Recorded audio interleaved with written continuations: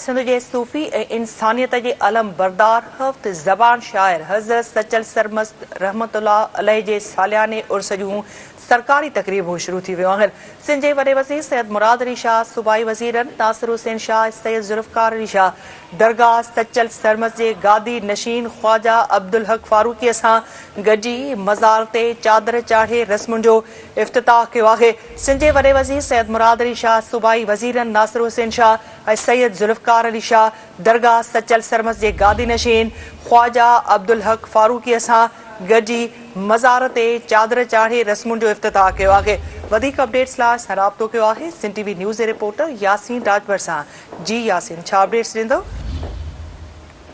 जी हज़रत सचल सरमस्त जो 205 उर्स जे सिलसिले में सिंध जो वॾो वज़ीर सैयद मुराद अली शाह, सैयद नासिर हुसैन शाह, तलाब खान वज़ार रानीपुर दरवाज़ा पहुची जी दरगाह ते पहुची करे जेको आहे सो दरगाह ते चादर चाढ़ी आहे। जॾहिं त अॻ में दरगाह जे गादी नशीन ख़्वाजा अब्दुल हक फारूक़ी पारां हसननि गेड़ू पटको ऐं पाराए वियो। उन खां पोइ दरगाह ते चादर चढ़ण खां पोइ मीडिया सां ॻाल्हाईंदे चयो त जेको आहे सो मुल्क जी सूरत हाल तब्दील थींदी पई वञे, जंहिंजे करे हिते जेको आहे सो असांजे कराची में बि कुझु जेको आहे सो शहादत थियूं आहिनि। असां शहंशाह ईरान जे सुप्रीम लीडर जे शहादत ते ॾुखियल आहियूं।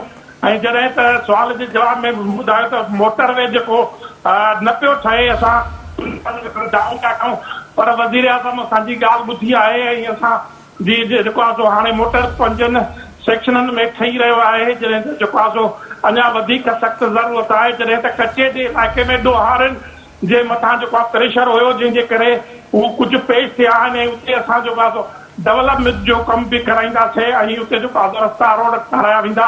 ऐं जॾहिं त जेको आहे सो जेके सिंध में हालतूं आहिनि उन्हनि खे असां कंट्रोल में रखियो आहे।